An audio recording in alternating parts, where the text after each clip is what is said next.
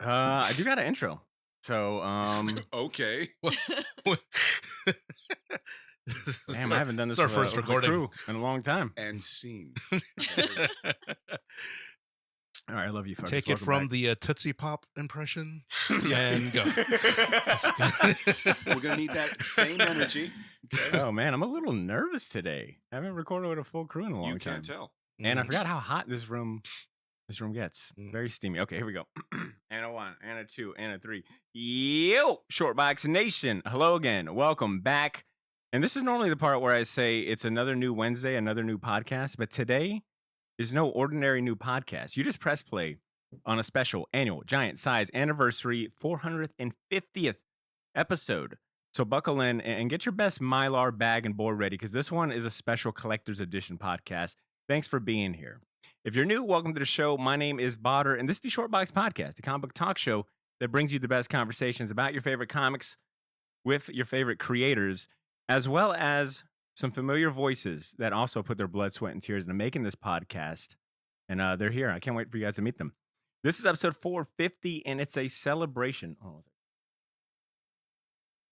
right, there we go. Oh. This is episode 450, and it's a celebration 13 years in the making. So I'm not saying this isn't an episode new listeners want to enjoy. You guys are more than welcome to stick around and hang out. This episode is especially dedicated to our longtime fans and listeners. If you joined the Shortbox Nation anytime before 2022, you may know that this show wasn't all about me at one point. Once upon a time, I had regular co-hosts who were far better at this podcast thing than I am. And Nobody today, died. Nobody died. I said you're dead until I introduce you, okay? How about that, buddy? Damn it. Resurrect us, Butter. Sorry. I'm so sorry. Resurrectoros. More. I think I heard that in a Harry Potter novel. Fanfic. Oh my God. It's actually a racist term. So It is. congratulations. Today, I'm proud to welcome back the original team of knuckleheads that used to cause me so much stress and raise my blood pressure and destroyed my self-esteem. I really don't know why I brought them back, but they're back. And sorry, but not sorry. I'm gonna get a little sentimental this episode, a little long-winded this episode. Surprise, surprise, because I am at the That's end of the code day. for drunk, ladies and gentlemen. Because I'm as stupid excited to be sharing my space with these motherfuckers. Once again, Shortbox Nation. So aggressive. Let me dude. go back and What's look going on? So aggressive. Let me repeat that last line. I'm going to get a little sentimental and long-winded this episode, so apologies in advance, but not really sorry, all right? I'm super excited to be sharing this space with my Shortbox family once again today. For starters, sitting on... Oh, actually, he's not sitting on my left today. Sitting on the couch, occupying mic number 2 is your favorite artist, foodie, comic book historian, and cat dad all rolled into one. Mhm. You heard him on the show last month talking about some shitty AI art that Marvel was using. But he's back with a vengeance this episode. Shortbox Nation, let's welcome the enigmatic Edmund Oh. Danzar back to the Wow. show. 2 episodes in a row. Come on, New now. record. Ed's back. Fresh haircut. Come on, man. Same Ed you know and love. Mhm. Next up on mic number 3 is a real life walking fossil. 450 isn't just the episode number today, Wow. but also the year the next co-host graduated high school. The last time he was on the pod, he was rocking a sweet 70s Burt Reynolds mustache and waxing poetics of Jason Aaron. His mustache last year was so horny, everyone thought we were sponsored by the Bang Brothers. This is not in Ladies the and script gents, I'm Hold so... on. This is not in the script we went over. Botter went in and punched everything Oh, up after man. we finished and finalized everything. And he's like, I'm about to roast these motherfuckers. And you're about to God. mash these fools. I had help from Dave Chappelle, apparently. You sure did. hilarious. Yeah, I just want to say that last part again because I'm kind of proud of it. The last time he was on the pod, he was rocking a sweet 70s Burt Reynolds mustache and waxing poetics of Jason Aaron. His mustache last year was so horny, everyone thought we were sponsored by Bang Brothers. Wow. Nobody thought that. Ladies and gents, I'm so excited to welcome my brother and right-hand man, Cesar Cordero, back on the I pod. thought you were having a stroke. I really seriously thought you were having a stroke. Like, I'm like, do you smell burning toast, Butter? Yo, by the end of this episode, all things are possible. Mm. All right. Shh, on God. Let me No get ready. cap, right? Oh, That's what God the damn kids it. say these Yeah. days. I Damn can't it. wait to be that uncool dad that uses the slang and just Can't- destroys it. Can't wait? Question mark? Oh, I've got that Ohio toilet skibby-dee. Shut up, dude. Shut up. Yes, sir. Well, this is what dads do now. Oh, man. This is what dads do. Indicator of what's ahead, Shortbox Nation. Mm. All Please right. stick around. And last but not least, I don't know where to begin with this next co-host. Oh. We've got real podcast royalty back in the building. She's gone by many names throughout the course of this short box, all of them against her will. But some of them, Wow. Please don't say that. but some of them Oh. include, some of my favorites include the first lady of the short box, Mm. the short box duchess, Mhm. the baroness, the short box contessa. Oh, shit. He's drunk, folks. Oh my God. And so many more AKAs that I truly don't have time for. Today, Junior. But she goes by a new name now, and it explains where she's been these last 2 years. Shortbox Nation, let's welcome the mighty matriarch of the Shortbox, Ashley Laney Hoy, aka Mom. Hey, Ashley. I came back. You say like you should have said that, but the most important title of all, Mom. Mother. Aw, Yeah. that's Where's cute. the all button? He's like, yeah, but he didn't say that because he's Oh. drunk. All I had was coffee. Actually, I've got a lot of liquids going on, so yeah, probably a drunk. I've got a lot of liquids going on. got a lot of liquids in me. I got coffee. I got that shot we took, some water. Yeah, you took a shot. You took a shot for all of us, actually. Yeah, I did. You're about to take more. Ashley, have you missed this? I have. That's the most important honestly. question I can ask. Yes, I I've missed have. you all. You're on very the spot, much. Ashley. Have you Yes. missed this? Ashley, we miss you too. Thank you. I mean, have you gotten any God, sleep? this is so weird, guys. Oh man, sorry. You know what I love? Chemistry. Oh. We all just met today. As soon as we all like Botter Good turns one, up- Edward. Look, we all get our mics and everything set up, and Botter's about to hit record, and he's just like, "And the cat's in the cradle and the silver spoon." Don't fuck this up, guys. Oh man, that was good. Were we supposed to do like a dry run of the script that you wrote? No, Oh, okay. Okay. but you fucking sure as shit added a bunch. You know, I Oh, was think that- just a light, some light What is jokes. the roast of Charlie Sheen? Some light jokes here and there. Let me address the listeners real quick. Obviously, if you're still around, that means you're here for the shits and giggles today. And I welcome you, all right? Because today is a celebration. At the end of the day, it is a celebration. We're celebrating 450 episodes. The first time that we're all recording underneath the same roof in 3 years. Woo. I didn't make a detailed outline, as you could probably tell. I just spent all the time writing those jokes in the beginning, and Yeah, he didn't share it with any of us. The outline he shared was different. like a Mm. good surprise. All right, You like sure a good did. surprise. But look, I want this to feel like a family reunion, and I truly want to catch up with you guys and give the listeners an idea of what y'all been up to since we last time recorded, and throughout the course of the show. Since this is a big milestone that we've hit, we got some friends that are chiming in as well. We got a couple folks that called in that wanted to partake in the 450th celebration, and they left some voice messages, and they also want to know some things about what you guys been up to. But first, We had some friends. inform. Yeah. Actually, I want to start with you because the Shortbox Nation has definitely heard from Ed most recently and Cesar as well. But it's been a long time since we got to hear from you. How have you stayed busy? How have you been staying busy? How you been? I stayed busy. I have a child. I gave birth to a child, Botter. I did. That's literally all. Human life. I created human life. Botter's like, "That's great. Comics. I don't even know how to explain it. It's just like it's so exhausting. Like it's absolutely like your whole life that you had before is just gone. Hmm. Like it's gone. Brought to you by parents. Yeah, seriously. Ashley is like the Silver Surfer, just like the cosmos has left a void in my life. I am not able to. Sponsored by. I have a new sense of melancholy. entered I my do. life. I feel like it's like a different plane of existence. Like all the things you were worried about before, it's like totally different now. Like Mhm. your Makes stress sense. is just Priorities and Yeah, exactly. Girls, am I right? I know. See, does that resonate with you? Like, can you relate as well? No. I'm never Oh there. wow, okay. I'm gonna pull a Harrison Ford. Hit it. No. I don't care. Yeah, of course it resonates, man. I mean, like I said, no cap, Botter. On God, it's really hard being a dad. Actually, I could have But done this not episode nearly with just as- Ashley. Actually, now I remember. I just wanted this episode to be an Ashley interview. And You ask these serious questions and expect us to give serious I know, answers. This is I the know. wrong format. that's what I love about you guys. No, do you really want a serious answer? Oh. Yeah, have you got one? Oh, well, it's too bad. So let's keep going. All right. You know, how about this? How about let's play our first voicemail because I think it's an appropriate question that gets posed in this one, and I think you guys might enjoy hearing this one right here. All right. I'm not even going to cue it. I'm just going to play it, and you guys can figure out who this is. Here we go. Hey guys, it's Nick Wagner from Black Hive Tattoo. Yeah.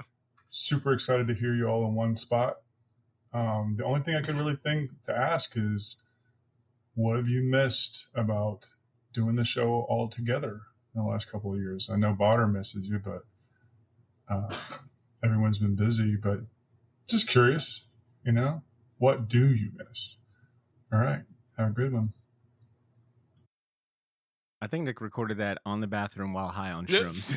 Well, Jesus, man. wow. Is that how you treat no, listeners? no. Yo, no, that's how I treat our first ever guest, our first ever sponsor, our biggest supporter. Yeah, that's exactly. This is horrible. Nah, Nick. Wait. Hold on. Hit it. I'll go first. Oh. As far as what I missed the most regarding recording with you jabronis. Brony. Honest, Ed, you said that with an accent. It's like, Yeah. jabronis. Iron Chic. Yeah. That's right. I was gonna say.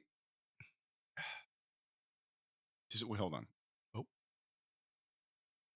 My mic isn't operating the right way where everyone can hear me. I can hear you. Can you? Is it for dramatic effect? It was for dramatic Wow. effect. Yeah. Very good. Wow. Yeah, That was no, excellent. I feel like when we all get together and like talk all kinds of silliness, it doesn't feel like we missed anything. At least I feel like. I mean, we're all pretty much just joking around like we have been, and that we've just been consistently recording. And I don't think that's the kind of chemistry that you can just magically replicate. I mean, we've been together recording longer than we've been apart. It's crazy to think about. So I would say just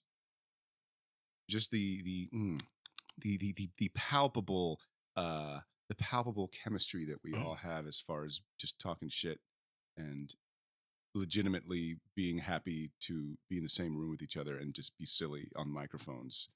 I mean, look, we all have responsibilities and we're all like grown ass adults, and we somehow found the time to come back just to do this.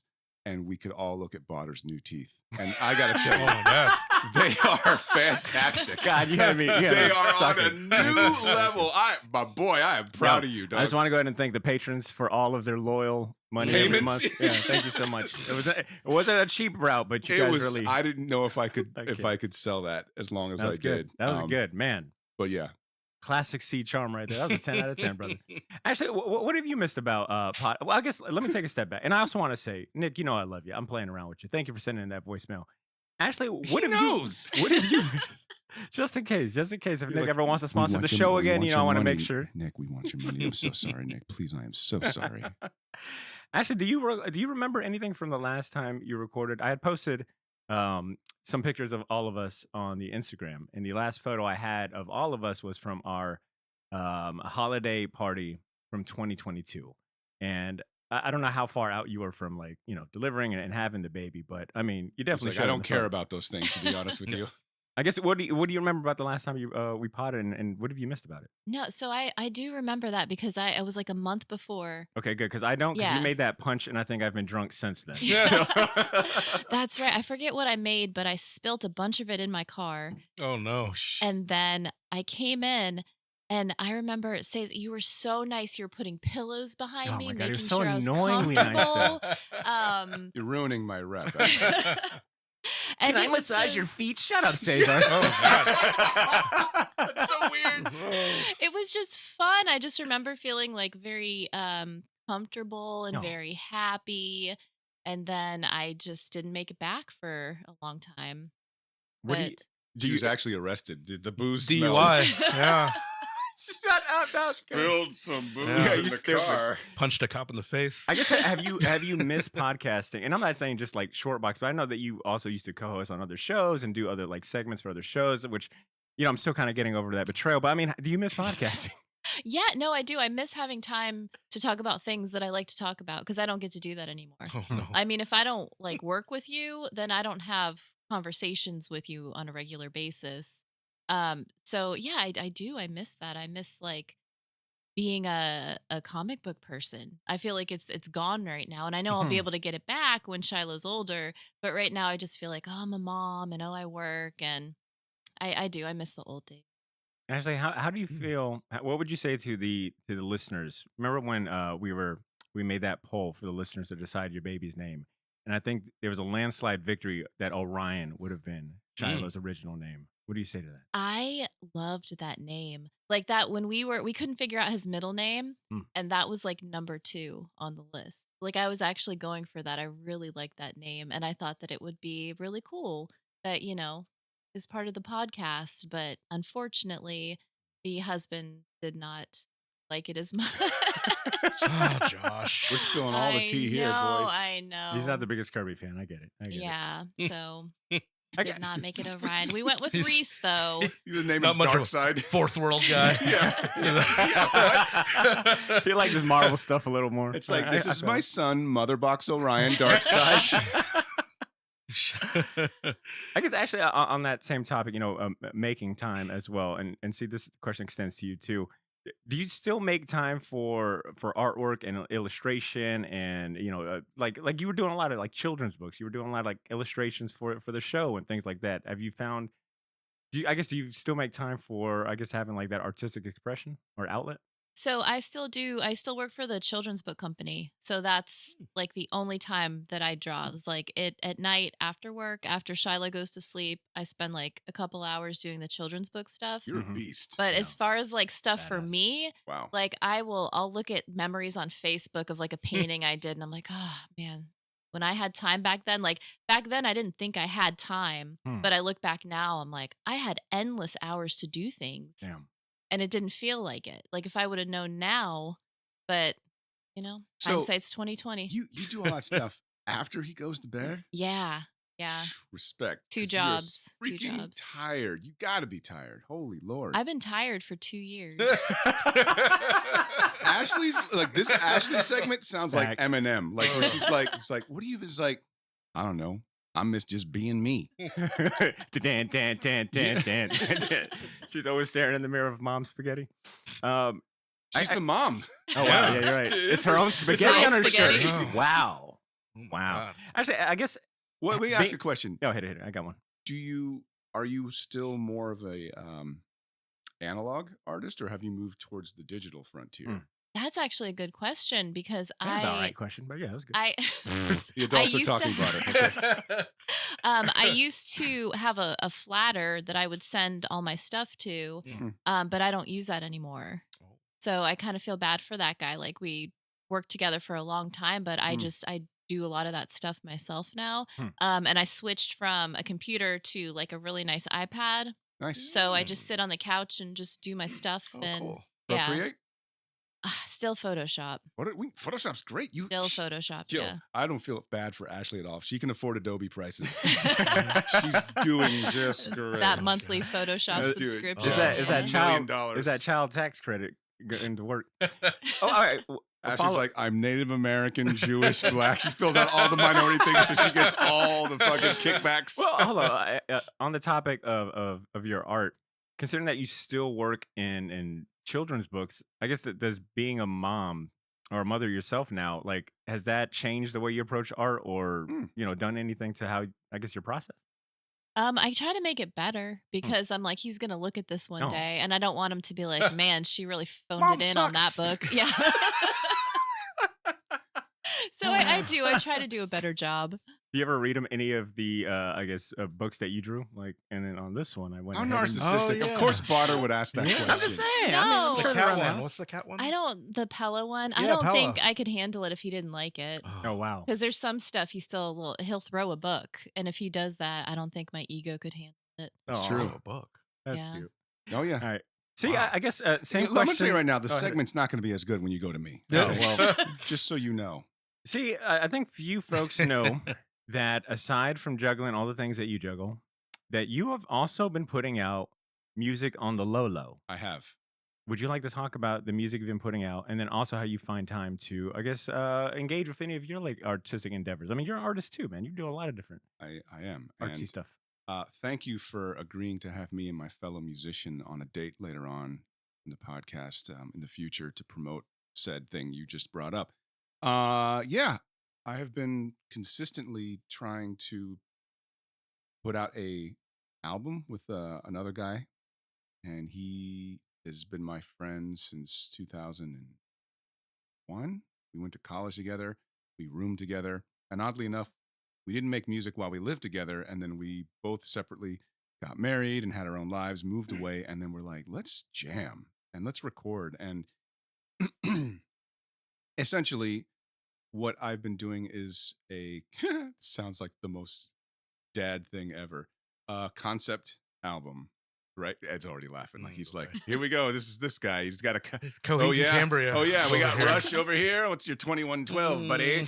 But it's not even that. It's just the best way I could describe it is if Chewie and Han had a radio in the Millennium Falcon, our music hopefully would be something that they would be listening to. So it's like 70s Southern rock mixed with like Journey and Kiss.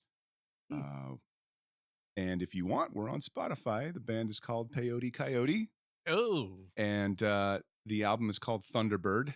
And it's an LP. It's a limited press, so there's only 6 songs on there.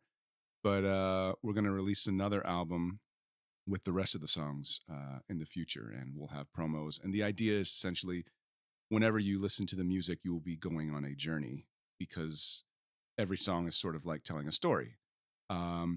Not in a obvious way, like where it's like, and we're in a ship. Nah, not them. Screw them. We're about to take their name. Oh wait, there's 2 Peyote Coyotes. There are, but only one of them is trademarked. That's us. Oh my man, we paid money. That's right. Legal fees. That's us. Okay. Yeah. I'll put a link in the show notes. Please do. Okay. Please do. And yeah, so the idea would be like, what the elevator pitch is like, well, what does a listener get out of it? Well, they essentially be like taking a journey musically with us. Every song takes them to a different spot. And the idea will be once our YouTube channel gets up, there'll be some visual elements that go with it. So it's all very, not just like audio sensory stuff. There's going to be a lot of visual stuff as well. And because, like you said, I like to draw and I like to do art, I want to make this sort of like the project that encompasses all of it. So, and I can go ahead and co-sign all of this because I've been getting this music on the low. Which, if you want, I got some bootleg Peyote Coyote. Oh. Is this a Judas Priest? It is, Ed. Thank you. Okay, yes, cool. it is 1,000% a tribute to Screaming for Vengeance. Okay. Yes. I'll probably link to my favorite song that CS sent me, which is "Ballad of Little Bird." It's pretty epic, pretty awesome. I think our most popular song is "World War Panic," and it sounds like damn, my boy got a popular song. Come on, sounds man. a lot like the Cars. If you like the Car, it's like the Cars and Journey mixed together. So it's very 80s influenced. We're having fun. I'm not under any illusion that this is like going to be like the latest thing, but it is something fun to do. Man, look at my talented ass friends. Son of a pitch, like your dad joke? No. No? Okay. Believe it or not, that is actually about a snake oil salesman robot who is using religion to exploit money from people. So, yeah. That's good shit. Ed, what about you, man? How have you been keeping busy with making art and your creative outlet? I just pretty much like I've been my art has been very butt focused. It was recent. Wait, sorry. Say that again? I'm sorry. I don't think I heard you right. If I was talking to somebody else, it wouldn't have made sense. Well, I've been doing a lot of I've cut down on my commission stuff. But I've started slowly getting more in, but I've been doing mostly like pin-up things, and I think I'm finally inspired enough now to kind of finally start maybe self-publishing something. That's cool. I like the stuff that I like is character design, and then that's the thing I get excited about, and everything else is like, I gotta write story and shit. All right. But because my favorite part of the process is the design, character design. So it's kind of hard for me to, at least for me personally, to kind of go beyond that wall. Always hit the wall there. It's like, oh, I'm going to change it. No, I'm going to totally. So I get kind of stuck on that and basically redesign the same character over and over and over again. But you're not the only one no, who goes through that sort of thing. But a lot of it too is I'm kind of this armchair psychologist. Is kind of like I'm putting that wall there. I built that wall. You know what I'm saying? I was like, well, I don't want to do this. I'm going to redo this outfit. This right. How about a hat? Maybe You're a like, hat. I'm still being productive. Maybe a robot arm. A lobster claw here. More cleavage. Lobster claw. Yeah. There we go. And now we're cooking. And what was the what was the last convention that you've been to? And do you have any, I guess, plans or idea to maybe get back into the convention circuit, or is that well past? No. He's like, I am. It's a very hard grind, and now that I finally got an adult job post pandemic with benefits and shit, hell yeah, dude. it's kind of like you know what, I can. Yeah. You like because the weekends too much. It was getting I like the weekends too much, and it was really getting to where the stuff I do for fun and to unwind is now another job, and I didn't want it to end up like that. And I think the last show I did was maybe 2021, or maybe it been like either in that pandemic area. That whole time frame's a blur, but I did that one show, and I was like, I'm done. Sucks. Before we go any further, I'm going to play Gene Simmons here. Mhm. Where can we find your stuff at? I'll just Edbot 5000. I'm mostly active on Instagram. If drawings of butts upset you, do not go by. And that's just pinup work. It's nothing, nothing pornographic. Yeah. Cheesecake. Cheesecake, as they used to cheesecake call it pinups. back in the day. I've been doing a lot of that stuff the last couple years, but now I think I'm going to go back into maybe doing more comic book stuff and pages and things like that. So, Ashley, where can they get your stuff or see your work? Wait, real quick, I'm going to have links to all of this in the show notes. Yeah. But like I said, selling, it's just in case. Helps, Just in case I've still got ashleylanny.com, and I still have my Etsy shop where I sell one single sticker, Hound. the Hound sticker. I thought you got I love see it. Indeed on that. Cease and desist. No, not on Etsy. Oh, not on Etsy, okay. Society 6 I did, but yeah. So Oh, that okay. one I sell like one a week. She's a fucking Nice. criminal, dude. Society 6. I love it, dude. And her shirt says Surf Syndicate. I don't know. Serpent Syndicate, more like. Stupid. Actually, do you miss what was the last convention you've been to? I know that you used to partake in the convention grind. So that one Heroes Con was the last one that I went to for fun. Do you miss it at all? Oh, I convention miss circuit? going for fun, but not doing Yeah. like Ed. I Yes. remember one year I did like 14 conventions, and I think Ed, you were Damn. there for like half of them. Mhm. Wait. 1 year you did 14 conventions? Yeah, Mhm. yeah, there were Struggle smaller is real, ones bud. too. I Okay. think when we were both, I was doing at least 1 or 2 a month. It was Damn. pretty crazy. Yeah, and we had friends in Tampa that we would stay with. Yeah. And just looking back, I mean, I thought I was like, oh, making all this cash. This Nope. is amazing. Looking back, I'm like, that was rough. Like, that was real rough. I Damn. could never, ever do that again. Okay. So let me ask you a question, Ed. Oh. Are you reading any books as far as writing is concerned? So I know Alan Moore has that one comic book I that have he it. released. You've got it. Mhm. Okay. Do you have it and you're just kind of like, God, if I read it, that means I have to fucking adapt it and I don't want to do it. With that, you know how Alan Moore is when it's Of It's not course I the- do. Oh, Alan Moore, what did you get? You just came on the It's- show, buddy. Oh my God, you've been gone I for as long as Cesar. Wait a I've minute. stayed away from all of No, this. I've been also asked to help Ed like Clarence and It's a Wonderful Life, but and by help you mean just sit down and comb my beard. When you ask what I've missed, this. Oh, Alan This Moore. is what Alan Moore. That's what I This missed. is Alan Well, you can Moore. catch Cesar on a cameo now. So, I mean, That's- $20. Yeah, shirtless. I don't make much money. Oh. I don't make much. No, but yeah, like I mean, you say because I understand I've seen your work, and you do throw every bit of yourself And- into like making sure your characters are memorable and outlandish, and they reflect everything that you're into. Like if you tell people that you're into Tokyo Gore Police, I don't think they're going to be surprised. You know what I mean? Yeah. And that's a compliment. Oh yeah, you know? I take it as a compliment. I know you do. Yeah. So my thing is, you say you built that wall. Do you have? What are you doing to chip away at it? I think it's Drawing butts, dude. Did you Drawing hear it the butts first is time? drawing butts is definitely very therapeutic.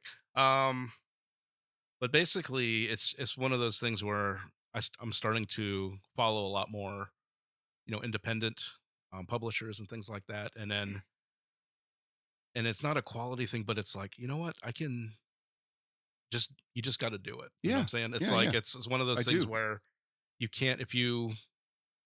And my thing is like, and this goes for anything. It's like I always want the finished product to be polished the first time, and it's Sure. never going to be like that. You're always going to have build up to something. But Yeah. I think I set like too high, like my own personal, and second guessing myself that it's just Said every artist in the yeah, room. yeah. Yeah. He's gonna cut all this out. Of So course. Of course. Ah, yeah. Yeah. I mean, dude, man, that yeah, I know. Ashley, you can vouch for that too. I mean, Mhm. there's the pic because we're all visually based. So like, there's the picture in your head that always looks awesome, and whether Mhm. your hand is good enough to replicate it, or even if it is, the picture will always change and look better. Yeah, and I'm after not wired time. like Todd McFarlane or Rob Liefeld, Hmm. so it's like, oh man, I'm not like this is the greatest thing ever. Well, that's because Yeah. there's only one Todd there, bud. Of course. Sorry.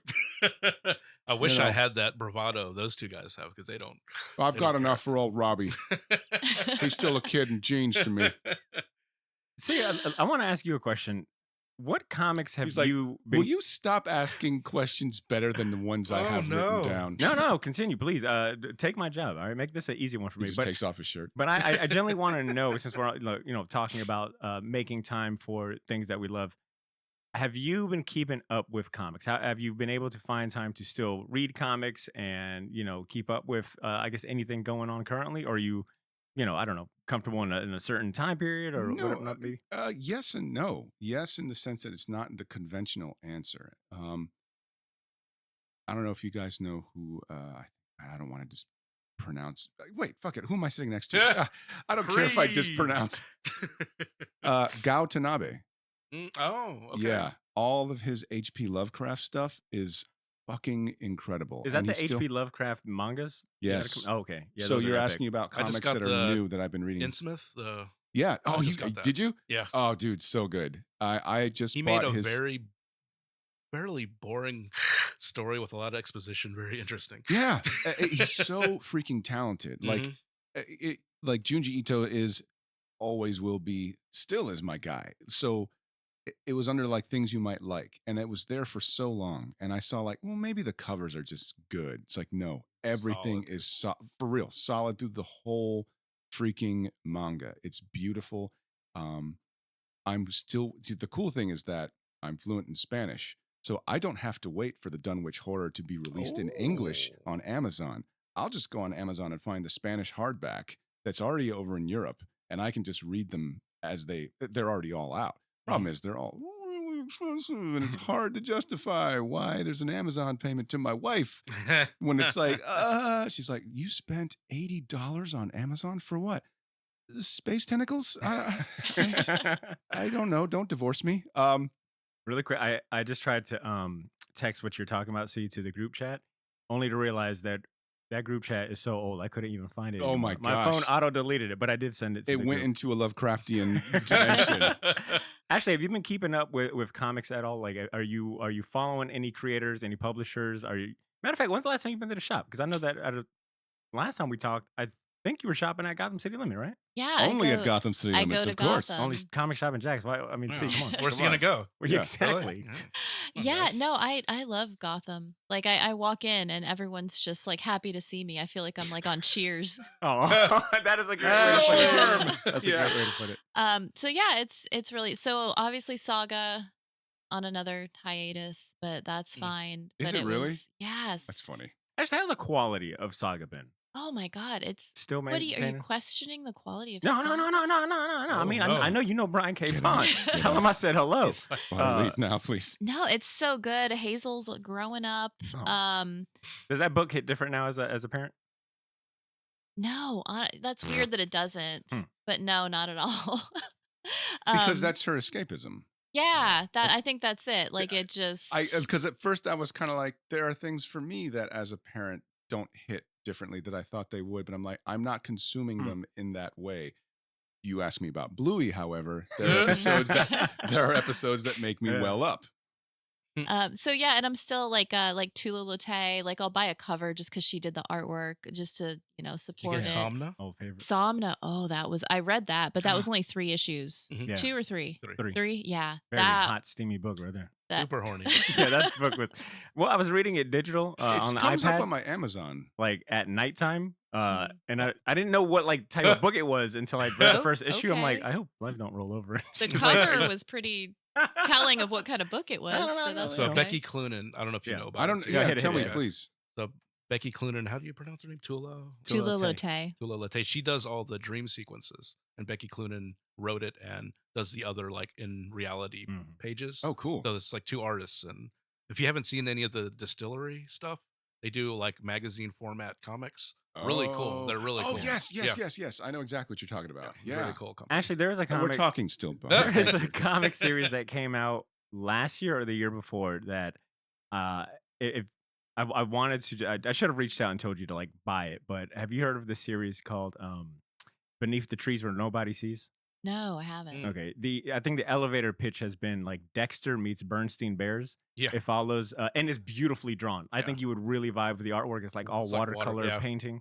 The creator's Patrick Horvath. He's a writer and the artist on it. Okay. And it follows a serial killer bear who lives in like a small town, and she travels to the big city to like commit her murders, and then she comes back and lives like a normal life. But another serial killer ends up moving into the neighborhood, and now she's got to like figure out how to like maintain her low profile, but also figure out who this new serial killer is. Not to be confused with Patrick Hordak, who only does She-Ra and He-Man. We're having fun. Stupid. But when that series came out, I've never read a comic book that I thought was more befitting of Yurko's Inner Champion. Us. That's a good Yeah. one. I It's mean, really good. I got the trade. Yeah, you can yeah. get the trades out. It's really I nice. still go to Gotham even if I don't have much to pick up in my pull. It's just nice to like get out. You still have your and poll. That's cool. Wow. Yeah, I still have my Yeah. Come pull. on, OG, dedicated. Yeah. Photoshop every month. Why do you Yeah. pity this Wow. woman? You cannot pity this woman. Yeah, you're all right. You Yo, can't Ashley, pity- I fucking been on some hard times. You know what I mean? Like, maybe I want to come up to Ashley like the fucking dudes at the gas station. Like, I'll be like, hey, yo, what up, man? Like, yo, see that girl back there? She's pregnant and she got SpaghettiOs on her lips. Like, and it's me with a pillow in my shirt and SpaghettiOs on my lips, for real. yo, we trying to get back to Ohio. Bus ticket. Need a $1. If you can give me like $2, look. man, you know, God bless you, man. God bless you. But all honesty, Ashley, if you got $50, I really could Thank you use so it. much for doing that. Ben said he'd break my legs if I don't pick up my pull list. Oh, gosh. And speaking of Ben and Gotham City Limit, let's go to our next voicemail. All right, big shout out to Ben Oh. on this one. He wanted to chime in and celebrate with us, and he brought some energy. Hey, Shortbox listeners, Ben K representing Gotham City Limit, your local comic shop here in Jacksonville, Florida. But it's not about me today. Congratulations to the Shortbox, 450 episodes. So glad all 4 of you get to be here for this special occasion. Gotham City Limit's proud to be a small part of what you guys continue to do. That being said, I bet it's so much fun taking a trip down memory lane to the last time you all got together to record. And as much as things change, some things remain the same. Last time you guys were together, one of the segments was a night out with Spidey and Wolverine, which coincidentally, a Spider-Man and Wolverine comic series just got announced for 2025. And Collective Con in Jacksonville was right around the corner. And just like today, Potter's still their best spokesman. It was just announced yesterday, as of this recording, that Marvel and DC are teaming up once again for the first time in over 25 years. Man, did I love Marvel versus DC in the 90s. My question for each of you, if you had total freedom, any genre, which 2 characters from different universes would you pair up for an epic one-shot? Me, Darth Vader, and Soundwave. That's badass. That's how you take it to the limit. Can't wait to hear your answer. Thanks for letting us be a part of this. Remember, Shortbox Nation, always take it to the limit. You're damn sure taking love to the that, limit man. today, man. Come on now. All right. So his question: if you could combine any 2 characters from different genres or franchises together, what would it be? He gave us Darth Vader and Soundwave, which is pretty badass. I'm gonna go and throw my hat in the ring and say I would absolutely adore adore is not even the right word. I would absolutely fucking rip if Akuma and Frieza from Dragon Ball Z Whoa. got together in something really dope. I don't know. I feel like they'd get along, not really get along, but it would make for a dope fight. And I don't know. They're both like the pinnacle of evil in their respective franchises. That's what I got. Some nerdy manga anime shit. Oh, okay. Yeah. That's good. That's good. All right, Ed, Oh, you want me to go? Yeah, Ed, Oh, you go. okay. All right. You guys are thinking. I'm going to go with Magic from New Mutants, okay. like the demon one. Oh, yeah. Hell yeah. Yeah. Dark and, Child. and Dark then, Child. Thank you. And Zatanna. Nice. Oh, Ed. wow. Okay. Little, Okay. All right. We little might end up. monsters. Damn. You know, Stop giving him ideas, man. That's a good one. Well, I saw for more time. I think that is a possibility, considering that Magic has had one hell of a glow up lately in terms of like her popularity in the Marvel universe. She's all over Marvel. Oh my God, what's the name of the video game? Midnight Suns. Sons of Midnight. That video game. Rivals. Yeah. Even in the comics, and then Zatanna. I don't know if you read that last Javier Rodriguez. That's one series. of my favorites of 2024. It is awesome. Yeah. So I think that's a high possibility, considering that Marvel. I think she has a new series coming out. Yep. Too. Yeah. So Magic women stocks are hot right now. All right. C, you want to take that one next? Yeah, I think I would like to see a Hellboy and Conan team up. Come on, Where son. Conan, Light work. Well, I'm just saying they're not necessarily in the same room together, but they're fighting the same bad guy, right? So you'd have two timelines where Hellboy's, it's a whodunit, right? And one of them is in the Hyperborean age, and the other one is in maybe 1940s. Let's see here, in Ireland, because Conan is supposed to be Sumerian, and for Robert E. Howard, Samaria is code for Proto-Ireland. So you would have these two characters that are both sort of like tough guys externally, but if you read Conan's kind of like Wolverine, where he's like, sometimes he's a pirate in one story, and sometimes he's a thief or whatever. And Hellboy's kind of a jack of all trades too. So Jack Kirby of all trades. Hey! Too much of the Muppets, guys. Jack Kirby of all trades. Too much. Ed, I got Muppets. a shirt idea for this year's short box shirt. That one right there. Jesus God. So that's good.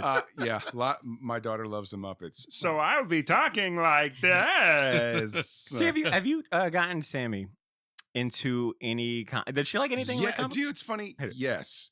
You're like Hellboy. Yes. H.P. Lovecraft. Faust. She's only reading Faust. And her favorite, Junji Ito, a little adorable. Ito. No, I got Sammy into Ninja Turtles, which is easy work, right? And Leonardo's her favorite, right? Right? No. Actually, wasn't that your favorite turtle too, Leonardo? Oh, I don't know. She's like, What? motherfucker. The who? What? So I told you this story, but I'll tell everyone else, and you guys will appreciate this. So the reason why the Ninja Turtles wear their little trench coat when fedora when they're out in design is like a little hat tip to when Thing. Kirby did it to the Thing, right? Yeah. So Sammy will be like, Dada, I want to watch Ninja Turtles. And I'm like, okay, let's watch Ninja Turtles, right? And she'll dance to the theme song, like Teenage Mutant Ninja, like the one from the 80s, right? So I was watching the Fantastic Four cartoon from the 90s. And I'm like, oh shit, they're all here on Disney Plus. Not an endorsement, not a sponsor. And I was like, yeah. But I said, oh, let's watch to see if she's into the Fantastic Four. This is very targeted towards kids and pretty, fun to see. A lot of crazy visuals. It's Kirby, and it gets me to my point. She sees the Thing, and he's got the little trench coat. He's got his fedora, and he's like, I gotta go out and do something, like whatever it was. And Sammy goes, look, Dada, Ninja Turtle. She made the connection. That's pretty cool. I thought it was cool. Like I was like, because in our house, Kirby is the king. He's a god. I have a shrine in my own bedroom. And my bedstand next to me is like everything pretty much he's ever done. Jesus, Mary, and Kirby. It's just only Kirby, and it's like I have I've got Kirby crackles tattooed all over my body. I'm like, do you see? Like the freaking Tooth Fairy and Red Dragon. But to answer your question, is that it's sort of like happening through osmosis, I guess. Poor kid. dude, that warms my heart to see. Cesar's parenting is on fleek. Am I right, Mhm. bro? Yeah. Skibbity scub, but Yo, God. skibidi riz Hey, real quick. Oh, parenting. Jesus. I don't know if this On sale. God, son. I don't know if this sale on God. I don't know if this sale will still be in effect by the time this episode comes out. But currently, right now, IDW has a Oh, big yeah. 50. Actually, speaking of Nick Wagner, big shouts to Nick Wagner. He put this on my radar or our radar. But IDW has a big sale on their artist edition. Or Mhm. I think a select few artist editions, but also the artisan editions, Mhm. aka the broke boy editions. Mm. They're still good. Yeah, for Yeah. sure. Ask me But- if I got the Silver Surfer one, Okay. the Hellboy in Hell, and the Eternals. Well, last night I went ahead and copped two on I don't know just a random itch. I picked up the Mike Mignola Hellboy in Hell and Other Stories That's a good one. Artisan edition. That was $20. Yeah. That's And then, ridiculous. That's Jack- the giant No, ones? no, that's what They're I'm like- saying. The Artesian one is like the smaller Oh, 11 by. you don't have to buy like a unit to put it in. Right. Like a... Yeah, they don't bring the Artesian editions by freight. The Oh, artist that's- editions. That said, I did shell out for the Extremity Kickstarter. There's Ooh, something new I've yeah, been reading. yeah. I shelled out for the Extremity Kickstarter. It's like the Ultra Jizz 9000. You know can what? kill somebody with this I'm coffee table book. but Starting it's to beautiful. figure it out. It is a beautiful book. And I think Shout out to that's Daniel why. Warren Johnson, friend of the show. And then I also picked up Jack Kirby's Fantastic Four Artisan edition for my Oh, that's dad cool. for Father's Day. Nice. Yeah, okay. So, and it only cost me $44 For my dad.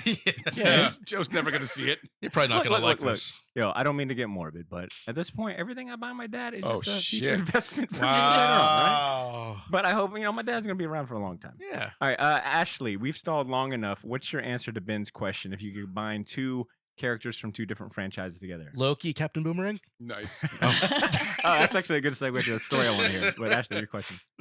I didn't even think about that one. Oh I was just my thinking God. of like It's my in your favorite mind! characters. So I'm really like a sucker for that like lone wolf and cub type dynamic. Oh. Yeah.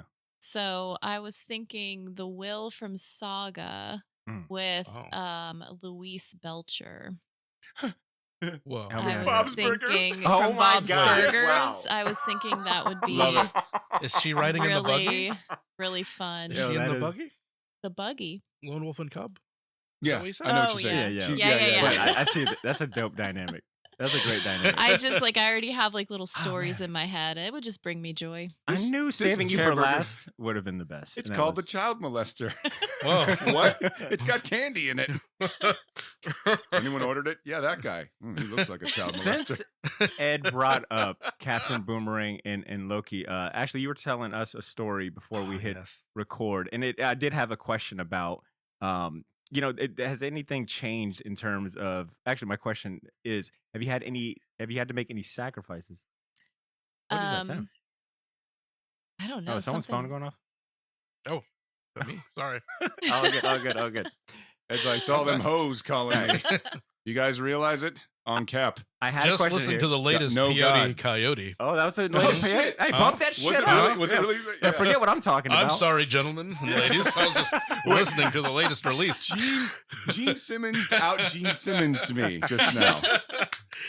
Oh, That's so good to have Ed back. I couldn't wait. Okay, but I did have a question about and see you could jump in here too. But have you had to make any sacrifices regarding your collection or how you collect? Have you had to downsize from the hobby and things like that? And I think Ashley, that story you told us would be great here. Yeah, God no, damn, why I you trying had to rip open a fucking wound, I dude? know, and it's recent too. For the views, no. Cesar. That's why. Yeah. Don't ever make that face again, dude. Well, that was Sit next to oh the my Green God. Goblin. Finish it. He's like he's on a fucking bat glider. Like, tell me of your pain, Ashley. She's like, and then I sold it. I'm like, finish it. And then they burned it. Sorry, please, Ashley. So recently I just sold my You're I'm funny. kind of going through my stuff and Mhm. getting rid of things that I'm not like absolutely super attached to. I would like to keep them, but I just sold my Zatanna DC Select Can statue. I ask why? Room. So we have our entire second bathroom is full of my stuff. Mhm. Oh, It's full of comic stuff, and we're getting to the point where it's going to be time to potty train. Mm. So that whole closet That's needs fun. to turn into a bathroom. Mm. So I sold my Loki, my premium format Loki. That's gone, and I sold 18 of my short boxes. Wow. Whoa. Yeah. So I've got 9 left. But it was so Wow. funny. So I sold them on Marketplace, which is just it was a horrifying Oh experience. my god. I'm gonna chime in with on this. Go ahead. It was Facebook. just the messages I got. Like this Yo, is one it still guy. available? Yeah, yeah. I'll I give you told 2 this one acorns. guy. I'll give you 2 acorns. I'll give you 2 acorns for 18 boxes of comics. Fuck you, man. Just like all Oh my caps, God. just yelling at me Oh Yeah. my. because I'm like, hey, somebody Damn. else wanted to look at him first, and damn, baby, you just lost hundreds of dollars. Like, I'm like, this is too much. So, but I sold him to a very nice guy that runs the. Was it Tony Soprano that hit you up? Yeah, baby. You just It was me. It was me. I was actually trying. I was like, you stupid. you bitch. The guy that bought him, it was so crazy. So he runs the Beach Boulevard comic section, like exactly a what little you're talking comic about. store, super nice guy. Okay. I open up the door and he goes, "Are you Ashley from the short box?" Get the fuck out of here. Yeah. Come on. Celebrity status Oh. I unlocked. know. There we go. I know. And a couple days later, you texted me and said, "You want to, And you were like, the was this band all together. set up? So yeah, he Oh, he shit. bought almost my whole collection. Damn, that's cool. Wow. Actually, I funny enough, there used to be about 7-9 short boxes over here, and I literally just sold them yesterday on Facebook Marketplace. It took me 3 months, and to your point, it was a pain in the ass. Yeah. It's like, yo, I said best offers, not fucking, bottom of the barrel. Like I'm not starving out here, but There's a bu- 18 short boxes. 18 short. And I But literally said, that's "Don't ask nuts. what's in here. Mm. Just, Oh, you sold them like peek this blind through." boxes. Yeah, lot. yeah. And I Wow. had people saying, "I'll buy them if you send me a catalog of what's in there." Okay. All right. So I got ahead of that because I think I tried to sell one short box before and it was a pain in the ass. So when I upped it up to like 7-8 boxes, I went through each one and recorded one long video. So and I that's had smart. a course you notepad. did. I know, super fucking nerdy botter. And I had a notepad of all of these responses that I just copied and pasted. Like because at some point you get these same questions. Yeah. You deal with the same interested buyers in quotation. Butter's So- like, here's a Steve McNiven Civil War, Oh. and this is Michael Turner Civil War. I'm just gonna hold on to this one. This is the worst comic book ASMR ever, but I'm I'm gonna. gonna let. I want to see how long he can go. Here's another Civil Okay, War. all right, This stop it. one's David Finch, and this is all you get, though. I mean, this is basically all Civil War variants. I thought I was gonna make. All right, goddamn it, stop it. That's good. Actually, do you? I guess the books, the short boxes that you've kept. I guess like, what are you keeping? Like, how are you deciding? Like, these are. Is it like? She ain't deciding? Oh. No, I kept all my Saga, Walking Dead, Jason Aaron Thor.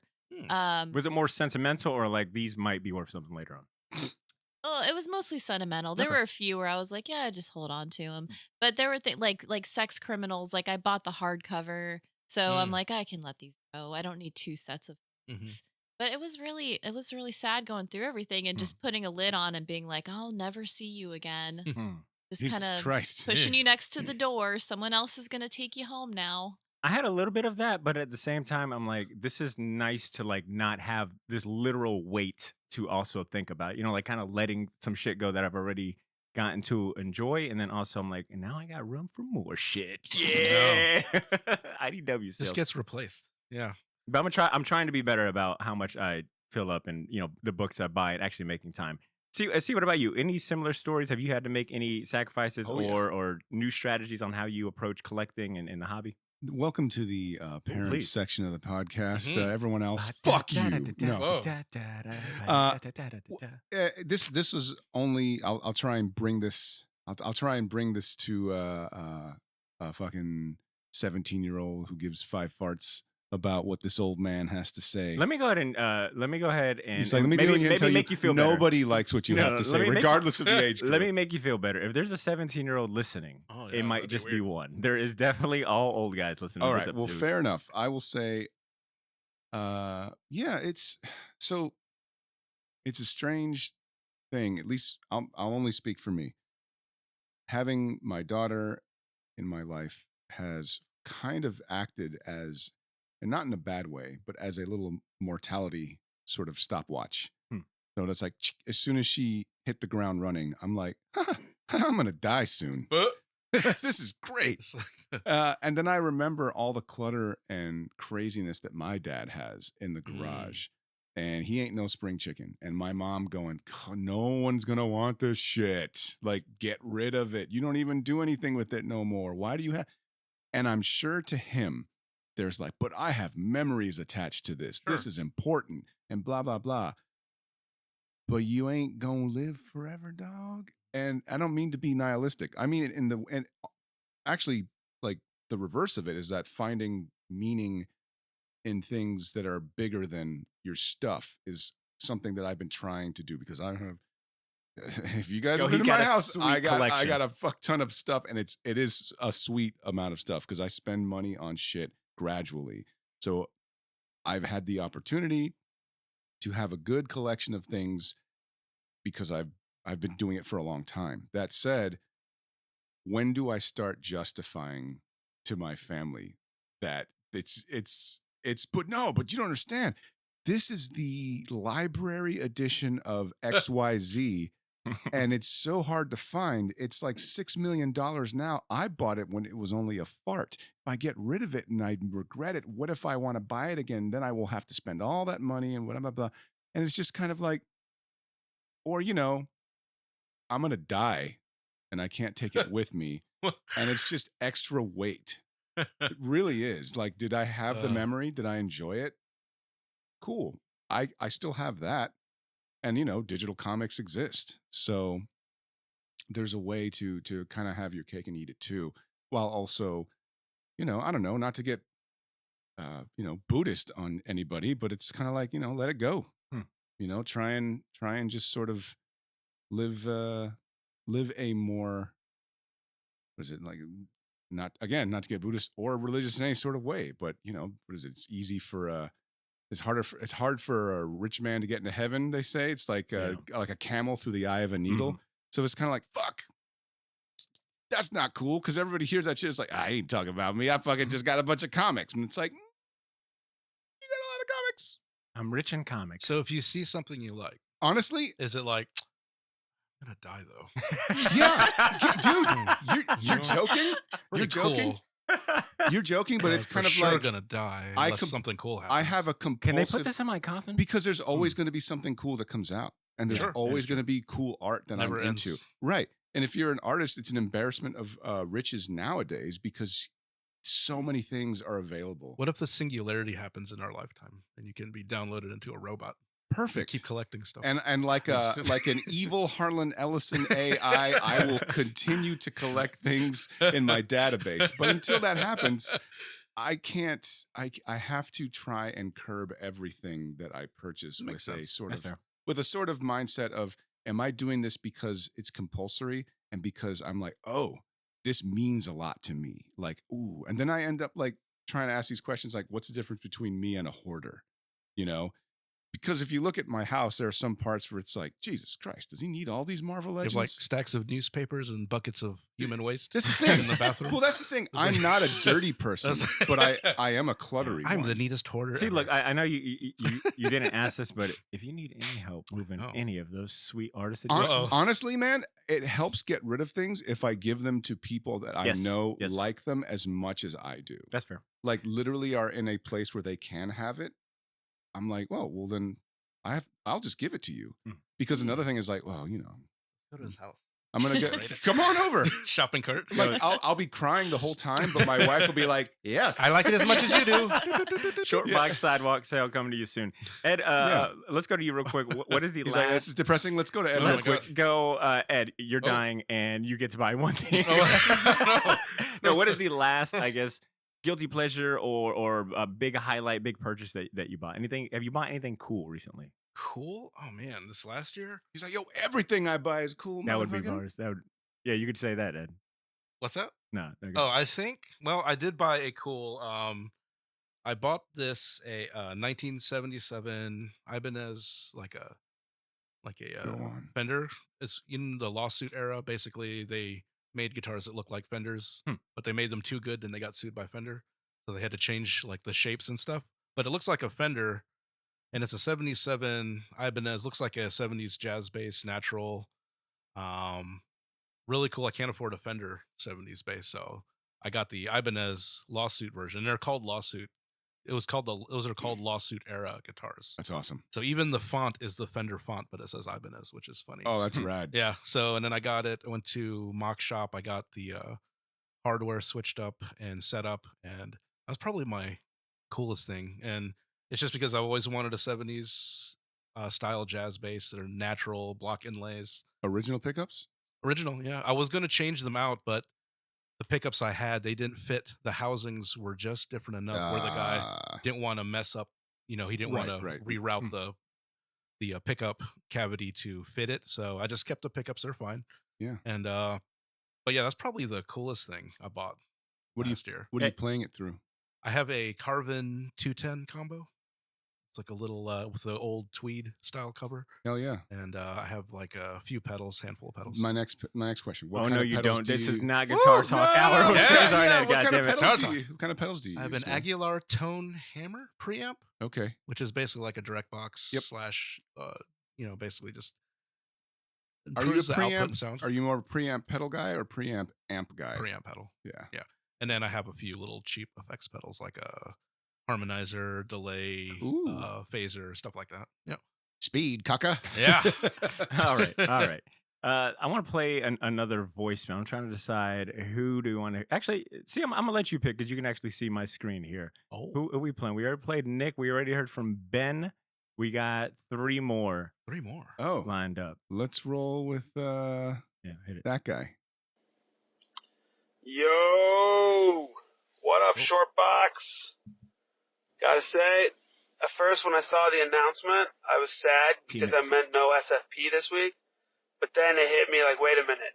When was the last time I heard all four of you guys on the mic? And it's been too long. So happy to be hearing you guys back together. Feel like you, Ashley and Cesar, you guys have grown so much since the last time we saw you. How's parenthood treating you guys? Do you still getting your comics in? I hope life's treating you guys well. I'm so excited for this episode. 450, man, what a journey. I feel like just yesterday, Cesar was telling me how much he hates reggaeton and how it's not a source of music or a style of music. So I gotta say, Cesar, mira, no mames, cabrón. Have you listened to the new Bad Bunny album? Because it is straight fire. Hasta la próxima, mis amigos. All right, and if for anyone that didn't recognize, for anyone that didn't recognize that voice, T-Mix, that was our guy T-Mix, who, dude, I mean, I can always count on. He sounded like just how I imagined. Well, that's a good thing or bad, but hearing him on that outro makes me feel so much like a fucking gringo when I try to say "hasta la próxima, mis amigos." Hasta la próxima, cabrones. Yeah, it's only if there's one thing you can count on is T-Mix that means chime in. Good friend in Spanish. Yeah, that's cool. Pendejo means that too. Also means awesome, wise buddy. one. Yeah. Actually, how'd you like hearing from our guy T-Mix, who I think when we were all recording pretty consistently, we could almost set our watches to T-Mix sending in a voicemail or an email. Yeah. I think you guys, I mean, you and C have talked a little bit about parenthood, but do you want to, I guess, add anything on his question here? Yeah, well, I'll go first. Dude, it's funny you mentioned the new Bad Bunny album because at work, I work with another Boricua and she was playing it and she's like 29, super young. And she's just like, Bad Bunny produced a very, very moving short film about, you saw it, about Puerto Rico? No, but Drew was telling me how much it resonated with him. It was so good, but do you see it? No. No. But I did. But I did listen to the album because T-Mix. Someone told me it was good. But so I've been meaning to watch it. He's no longer like, oh man, I still don't like reggaeton, but asterisk, Bad Bunny isn't really making reggaeton music the way Daddy Yankee was making. Right. Essentially. You're saying he's one of the good ones. Yeah, I'm saying he's a good wrestler. I'm saying he's a good wrestler. He's a good wrestler. Like for a guy who has no training, he still does awesome work in the ring and people want to keep working with him. Mm-hmm. That's a good sign. And two, the music thing's good and he's good at producing. Like he's got an eye for talent. Like he produced a short film about an old man who still kind of like longs for the days of the way Puerto Rico used to be. And there's a little stop motion frog that is talking to him, and he's just like bouncing ideas off him. He's like, bro, you should have took more pictures when you were younger, and you'd have all these memories and all that stuff. And it's all in Spanish. And the reason why it's a frog is because in Puerto Rico, there is a certain type of frog that is only indigenous to the island. It's tried to go to other places, it dies. So it's kind of become the symbol of Puerto Rico. It's called a coqui. So the coqui is like talking to him, and he's like, oh, well, let's go down to the bakery and see if we can shake things up and get some treats and whatnot. And it's been completely gentrified, and the old man doesn't feel like his neighborhood is his neighborhood anymore. So it's like really moving, and a lot of it, resonates with me. And my mom saw it. My mom is cooler than I am. She saw that before, and she's like, "Have you heard the new Bad Bunny album?" And I'm like, "What are you talking about, woman? Like, are you serious?" Drew said the same thing. He said that his mom was the one that had to tell him about the Bad Bunny album because of that short. And he said that she ended up like shedding a tear watching that short. I did. That's cool. Yeah, but yeah, to your point, yes, being a parent is different, not bad. And if you've been listening this far, then you know that I've still been trying to keep my foot in the stuff I like. It's just now I can't be as frivolous as I want and just randomly throw myself at a book or a comic book on a comic shop. You're gonna die. It's true. Come on, man. You really Figure it out, bro. Figure it out. My time is precious, and if I'm going to devote time to something, then it's got to respect my time. So right now I'm digging, Wait a minute. Downton stuff. Was that a throwback Ashley? To Laney Ashley, absolutely. Quote? And look, on, and that's how, respect my time. and this is how you segue, Ashley. Yeah. Oh. What respects your time as a parent? So I think just the thing that's popping into my head is like my comic shop experiences now. Like I used to meet friends. We would talk and I'd have time. I'd grab books. I'd be like, oh yeah, I'll read this later. Like maybe, I'll start this new series. Now I get my pull, which has almost nothing in it. And I just follow this little child around the shop and make sure he doesn't grab things. I buy him. He loves Spider-Man. Cute. He'll grab. Good taste. Yeah, he'll be like, Spider-Man. So I'll get him these little books, and then I'll bring him to the car, and I'll pull the staples out of them. And you'll go, "It's Spider-Man, you idiot." Yeah, say it right. Don't embarrass me. Say it right. Ever again. And I'm just like, in my head, I'm like, as someone that worked in a shop for so long, I'm like, just crying inside as I'm pulling the staples out of these books so that he doesn't hurt himself. For anyone that Just- is not a parent, staples are a motherfucker. Yeah. I didn't even think about Wow. that. That's crazy. They really I've are. actually never heard this. Yeah. And I'm just like, in the future, there's going to be a day where I'm going to take when his hands are clean and he doesn't shred things. Mhm. I'm going to be like, hey, this is Thor. This is Jason Aaron wrote this run. Like, treat Like it biblical nicely. This is scriptures. Southern Like- Bastards. This is sex Sit- criminals. yeah. Sit at a desk and wash your Oh. hands. No food around the comics. Sounds and like you comic can book read guy from The these. Simpsons. Turn the page, wipe your hands. Has Shiloh and so you could chime in here about Sammy? Have they ruined anything yet in terms of like destroyed Oh, dude. anything valuable? Oh. Like comic related or Yeah, just comic related or whatever, some valuable you've got in the house, but comic related or not. yeah. So that premium Loki statue that no. I sold, Right. Wait a minute. I didn't want it to get destroyed any further. Nice. No. Oh. So his hand the scepter got broken off of the Oh, hand, there's no super glue in that. and it was just at a critical point, and Yeah. it kept falling off, and I was like, I can't look at this anymore because I'm getting angry with my child every time I see this broken statue that I spent so much money on. Mm. So that needed to get out of the house. But as far as he's destroyed almost everything. Wow. No shit, there I was.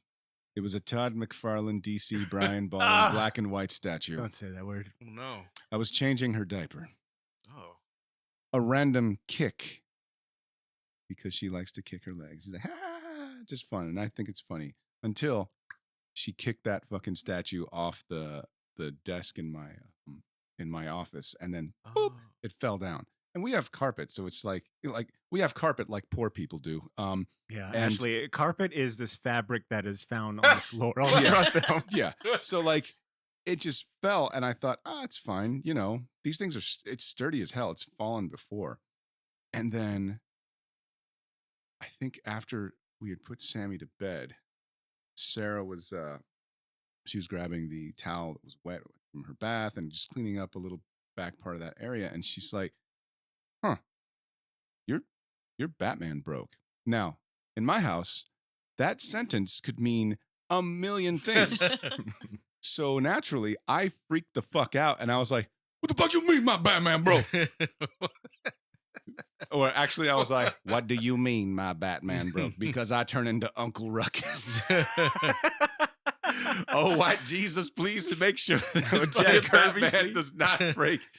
But she's like, "Well, the statue is on the floor. His foot's like the foot just still attached to the stand. Oh. Statue is like Oh, 3 my feet goodness. away." And I was like, In the eyes of an so, Oof. yeah. But you know, whatever, man. This is therapeutic.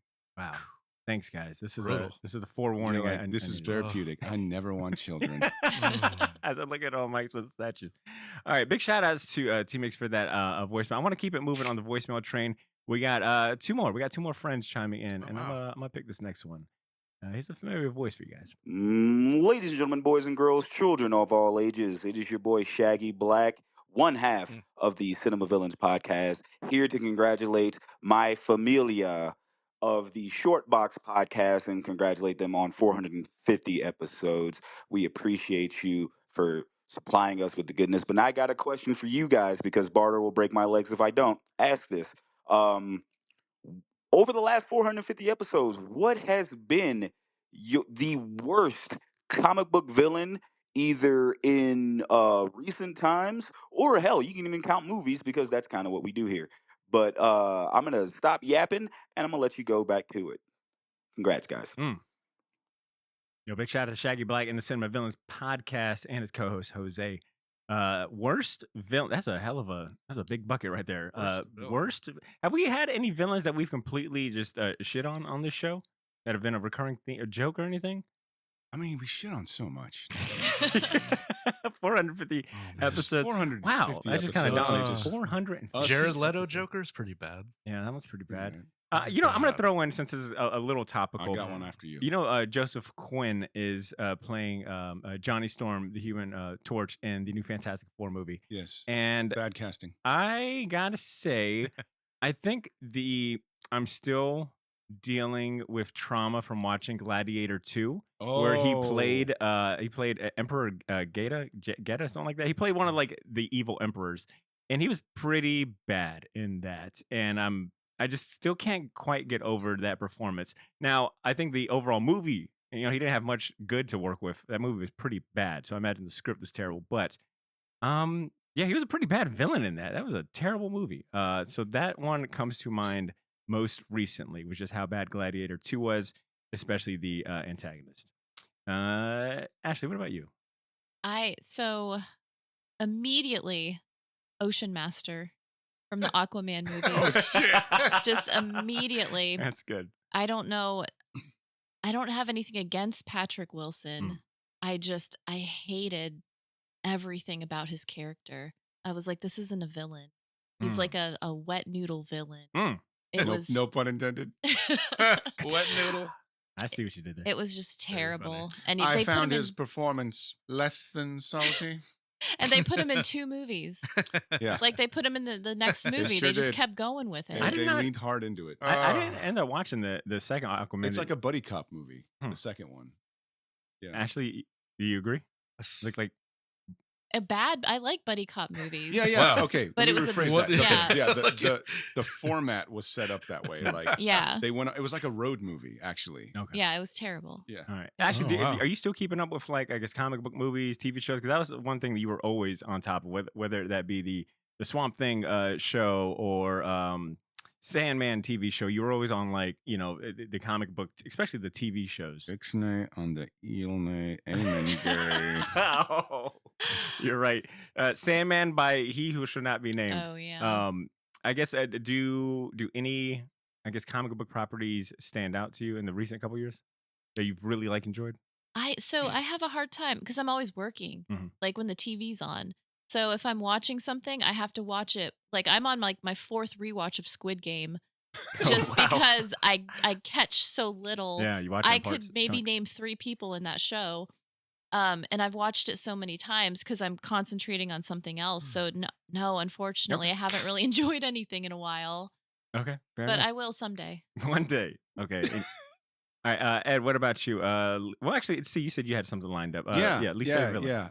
The bad guy in Black Widow, the Martin Scorsese. Oh, the old guy? Yeah, Oh, horribly the guy done. that Like it was that movie. That's pretty bad. The movie was terrible to begin with, and on top of that, it was very on the nose. Like I'm like, okay, if I wanted to see a movie where Harvey Weinstein was the bad guy, I just Yeah. watched the news. That's pretty good. You know what I mean? Like it was so like, it was, oh God, it was so bad. Okay, Ray Winstone, who played Oh yeah, I know who he is. Durkov? I don't Dreykov? remember the character's name, but he was very obviously supposed to be a mixture of Scorsese, who would talk shit about Marvel, and Harvey Weinstein, who was like, for obvious reasons. And I was just like, the fact I almost went with I thought you meant Taskmaster, but you're right. She was not the villain per se. no, not at all, not at all.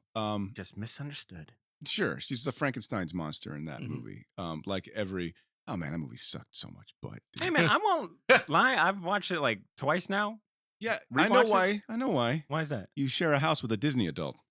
No, it comes on Yeah. TV. But yeah, I do share a house with a Yeah, Disney yeah, adult. yeah, That movie yeah, is yeah. not as bad as we all shat on it that opening night. It is not as bad as we Really? think it is. Yeah. Did she take the super soldier formula between now and then? Okay. Okay. I remember- you know what's We funny? can suspend our I belief. remember when we all watched that, and then when she got kicked into the bridge and then fell, I said to you, I was like, "Oh, movie's over. She's dead." Yeah. And then Like- it's like, pretty good. Like I'm like, what is happening right now? she got kicked Like- into a girder and then fell 100 feet into a river. She should have been a bag of bones. Yeah, I that it's not that it's like the worst movie that's ever existed. Not It's the just worst movie. the problem is that movie was the way when you watch I'm Gonna Get You Sucker and Keenan Ivory Wayans walks by and he's like, message. Like that movie was just one big message. And I'm Yeah, like, yeah, not that I didn't necessarily disagree with the message, but the whole movie was preaching the whole time. And Yeah. it was like they didn't do anything to really make me give a shit about Black Widows period in general. So then on top of that, like it's like the bad guy is like the worst example of what a dude is, but Mhm. it's framed in the way like, see, cause men. And I'm like, I'm not like that. I'm not trying to get anybody on a casting couch. I'm not going around saying, yes, you want this movie? Lecherous old white man. Yes. Why don't you just The it's- stuff that was good that I like in that movie was David Harbour and he's the the only interactions. thing, yes, with Florence Pugh. When they were all the family stuff, Perfect. it was great. That is some Right, good because stuff. it deals with characters. It's Yes. not trying to do anything else. But that's like 5% of the movie. Yeah. So it's like, Damn. My boy But yeah, Cesar you know, is back. can't- My you know, boy Cesar is can't wait, back. can't wait for Thunderbolts. What? Ding! Wait. What do you got against Thunderbolts? Why should I watch it? Why would you? Well, you are going to die, so I guess you should. Yeah, Why right. should I watch it? You're gonna die, dude. What's there? What is Marvel going to? Where are they going? I have no idea about the. I don't No care one where knows. they're going. Marvel doesn't know where they're going. Yeah, I mean, yeah. Yo, fuck Disney. So he's gonna go home and fire up his Disney Plus account and have Sammy sit right next to to him watch and Bluey. Yeah, exactly. All right, Ed. What about you? Least favorite villain? Oh man, as far as I'll just Past stick with 13 with years. them, Jesus Christ. I don't think- probably that first iteration of Steppenwolf. Pretty Oh wow, That's Pretty so well good. lame. CGI mess. That Yeah, is that's a so one. good. even like the more porcupine version. Yeah, And they tried to fix it a little. they fix it. It's like, no, That's good. he That's looks a good one. 2% Yeah. more interesting. Yeah. But that's about it. That one's pretty lame. That's pretty good. Have you tried adding 2% more interesting to that mix? No? It's Okay. like it's actually like a mix, like a mixer, and it Yeah. says interesting. It's like and just 2%. just a little, Yeah, it's just 2%. not too It's like, interesting. oh, Wonder Woman cut his head off and they kicked his head into the. Jesus Christ! I was They like, did. huh. They fucking killed the shit out of him in that movie. Yeah. All right. Big shout out to Shaggy Black. I got one more voice message from a friend of ours chiming in, and this one comes from an old friend of ours. All right. Oh, we're all. What up, nerds? Yeah. This is Robbie, aka Bob from the Straight Chilling Podcast, and I wanted to call in with a quick champion season and champion you guys, the Shortbox Podcast. Congratulations on 450 episodes. So few podcasts make it that long, and even fewer do so while operating at such a high level. You guys have been killing it since day one. And you guys really are an inspiration for, I think, anybody that listens to you. Another quick shout out to the Jax Podcast United, as well as the corresponding JPU show. The work that Botter and Blythe are doing over there is really great. If you guys are listening and you're a podcaster, you really should check that show out. They're a fount of knowledge, and you'll learn a ton by listening. Real quick, I did want to ask a question. What is your favorite memory of recording the Shortbox Podcast? Take a walk down memory lane, if you will. Thanks so much again for all that you do. Keep up the good work. And until next time, keep chilling. Yo, big shout out to Robbie, man. With the old, with the little catchphrase for his own show. I thought you might like that, see. Robbie, friend of the show who also has a podcast called Straight Chillin', where they actually, no, fuck them. We don't want to talk about that shit. They do well enough on their own, but big shout out to the Straight Chillin' crew. Yeah, they review horror movies, and we got a lot of friends at podcast, man. Yeah, we know a lot of people that love to talk. You know what I'm saying? And it should not go without being said that C was a long-time co-host on that show. Short-time co-host. They were like, well, we don't want this guy on here no more. You know, enough of a short time that I felt betrayed for those couple months. But you know, yeah, we healed. So, hold on. We're getting over. Hold on. Wow. Wait a second. Said the guy who's like, shit. Hey, I'm Butter Milligan, and I've got my Cool Friends podcast where we just talk about records. Oh, yeah, that guy. And, you know, listen, guys. R.I.P. Next Man. Why don't you turn the lights down? Okay? Let's pour one out for physical media, guys. You know what I mean? What have you been listening to? Which is on an uprise for the record. Excuse me. Sorry. Excuse me. Yeah. What have you been listening to recently? Because I've just really been digging some of these Coltrane.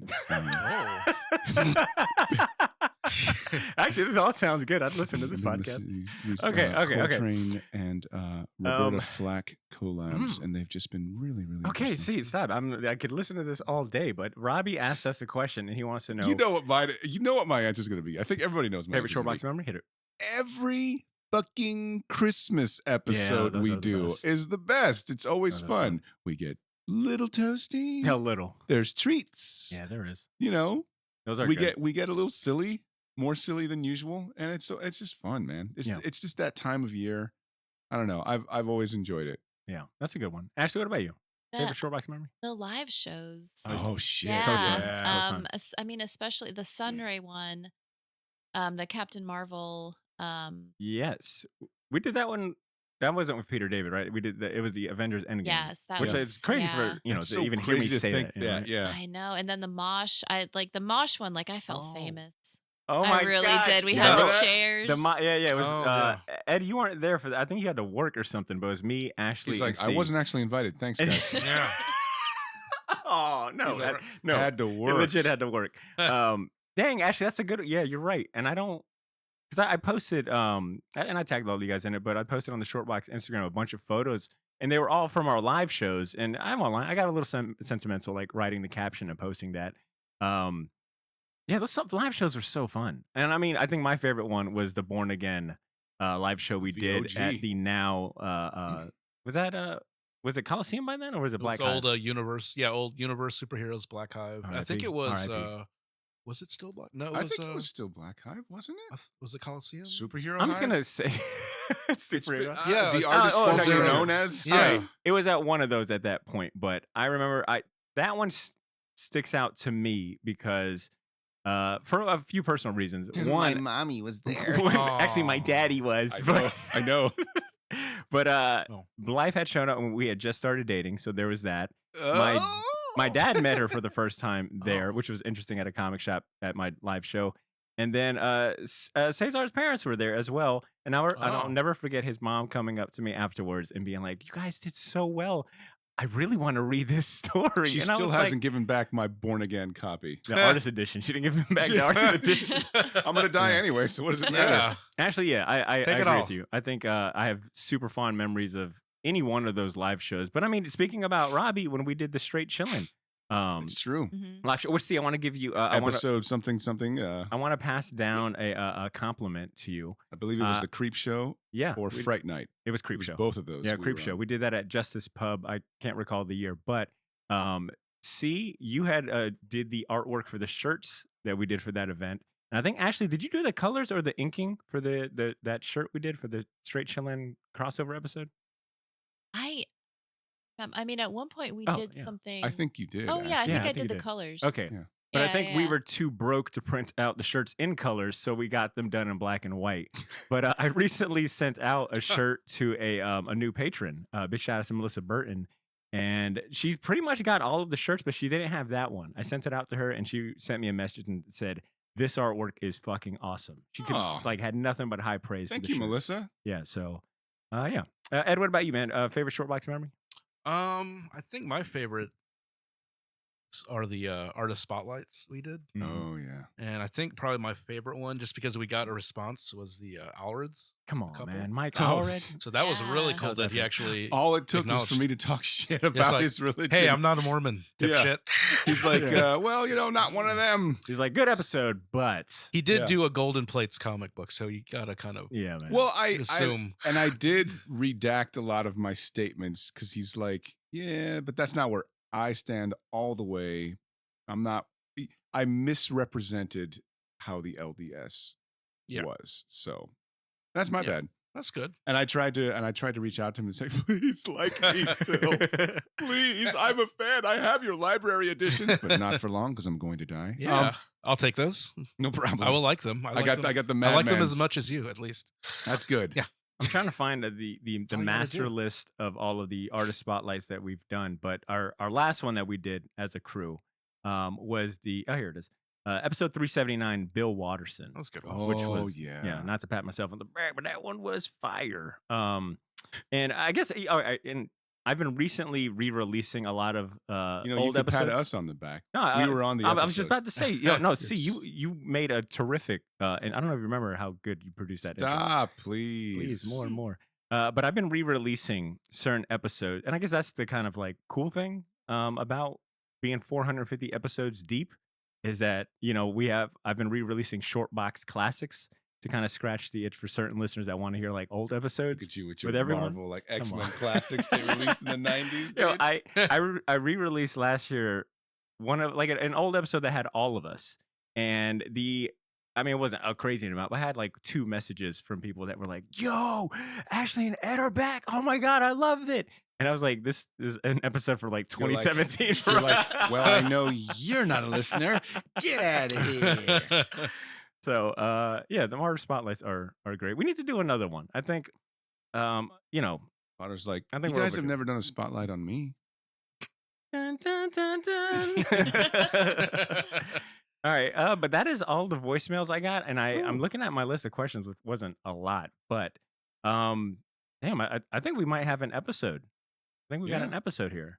Is there anything that we haven't touched on? Any topics? Anything that you guys want to say or get off your chest while we've got the mics on?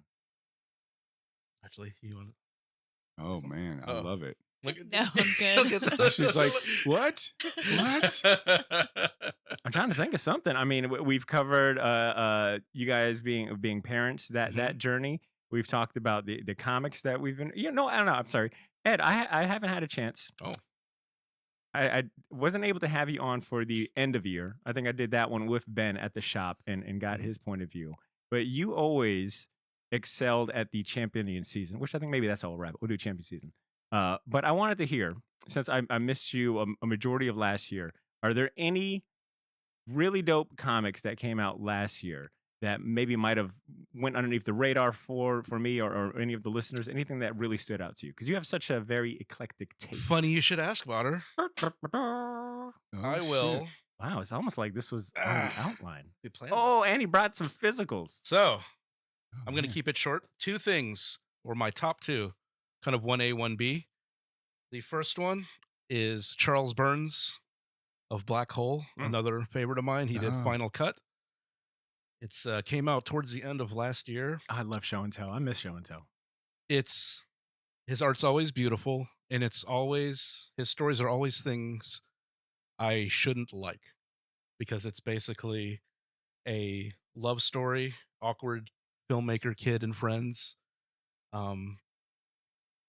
He's kind of infatuated with the lead, and there's little sci-fi kind of 50s. This takes place in the 70s, so it's very slice of life, very all the dialogue is so natural.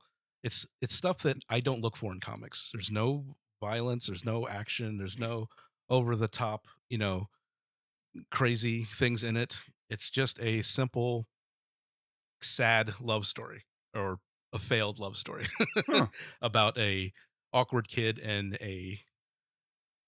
his muse, and him having a crush, and them trying to, you can see them maybe trying to interact and get to know each other, but the kid's too weird unless he's talking about movies.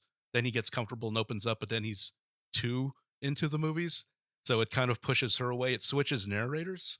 So you get his perspective and her perspective. And it's basically, they go up to the mountains to film the scenes, and then, they kind of interact more. And it's stuff that I normally would not like. A lot of talking, a lot of stop hogging it, Ashley. Yeah, Jeez. It's beautiful. And it's a beautiful book. It's in color, so you get to see color and see, like, Charles Burns uses a lot of black, so everything looks like it's at nighttime, but you get to actually see day scenes in here. He actually does, when you look into the kid's sketchbook, you see different art styles. So it's really cool. Beautiful book, beautiful hardcover. Fantagraphics makes it. But he's Charles Burns is got to be close to 70, if not in his 70s, but he's so good with these characters, and it's simple. It's nothing, not a lot of plot turns, a very simple, relatable, coming of age type of story. But doesn't have, like in Black Hole is the same thing, but there's that body horror element, but there's nothing like that. Everything in here is either like dreams or, kind of images for the movie they're making. There's nothing supernatural, nothing. It's just a pure relationship, and it's beautiful. It's kind of like a Cameron Crowe movie in comic book form. It's a beautiful book, and I might do a Patreon extra review. On, man. Ed's been killing it with these Ed casts, by the way. Richard Linklater. Yeah, it's awesome, and I shouldn't like this. This is not usually my cup of tea, Wow.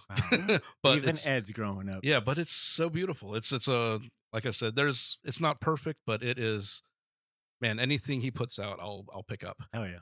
On the opposite end of the spectrum is a completely independently produced Dynamite Diva. I kind of stumbled on this character a few years ago. It's a Canadian kid, literal kid, Jasper Jubenville. You know how to say that? Yeah, you did a good job. It's good enough. But this is if you mixed Christina Lindbergh. Is it Christina Lindbergh from a Thriller with the eye patch? If you mixed her and Nancy and Spain Rodriguez and Chester Gould of Dick Tracy art, you get this craziness. It's like a 70s grindhouse, like underground comic, completely self-produced. Took him 2 years to do this. The kid is only like mid-20s, and his influences are crazy. So it's basically a revenge story about a cab driver serial killer who's the engine is possessed by a demon, and it kills one of her friends, and she's basically on the revenge trip with this, and it's wild. It's everything the opposite that Final Cut is. Just crazy imagery. They even have like the fake ads and stuff, like the old school comics and stuff. You got balance, dude. Yeah, it's the character is awesome. Like I said, it's they even have like photo inserts and ads and fake movie ads and things like that, like drive-in theater ads. But like I said, 2 years. I think he's drawn more in this book than I have in my whole life. There's so much line work in that, and so much ink put down. It's incredible. And like I said, completely self-published independent book. Good stuff. Hell yeah, Ed. All right. I guess, we are in our champion season segment. So Ashley, how about you take it next? Give me one thing that you want to champion.